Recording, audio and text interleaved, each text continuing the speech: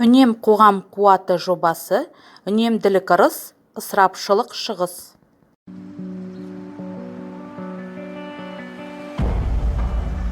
Сен сауық сайран салып жатқанда, уақытың өтіп барады. Сен бейхам ұйқы құшағында жатқанда, өлшеулі уақытың өтіп барады. Сен күш-жігерің мен ынтаңды жөнсіз жосықсыз жұмсап жатқанда, уақытың сырғып өтіп барады. Сен біреулердің кемшілігін теріп, қажетсіз дүниелерді талқыға салып жатқанда, уақыт шіркін өтіп барады.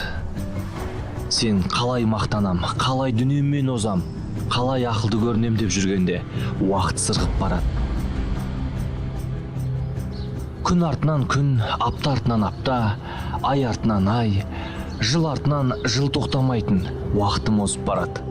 Өмірдің қызыл жасылы алданыш болып, талайлардың уақыты дәл осылай көзден бұлбұл ұшқан. Шын қажеттен құр қалып, баянсыз іске арналып, сағаттарым жылжып барады. Қайта келмейтін, оралмайтын уақытым. Ей, менің уақытым.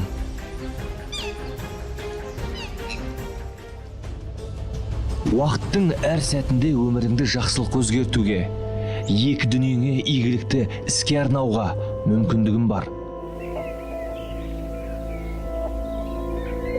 Бүгіннен баста. Жұмысты тез атқарып, уақытты үнемдеудің 5 жолы. Осы біз қанша жерде жылдам қимылдасақ та, уақытымыз үнемі жетпейтіндей болады. Ал атқарылмаған жұмыстар бәрібір қалып қояды. Осы орайда мамандар уақытты тиімді пайдалану мен жұмыстың өнімділігін арттыруға көмектесетін келесі кеңестерді ұсынады. Қазір орындалу керек істі кейінге қалдырмаңыз.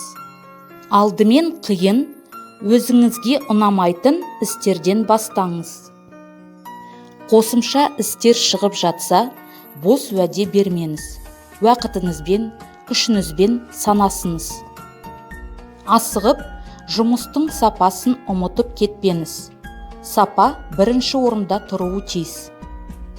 Уақытты жұтатын интернет, телефоннан алыс болыңыз.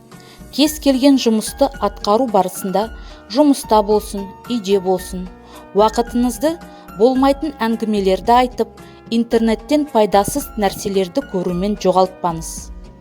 Уақытыңызды қадірлеңіз. Назарларыңызға рахмет.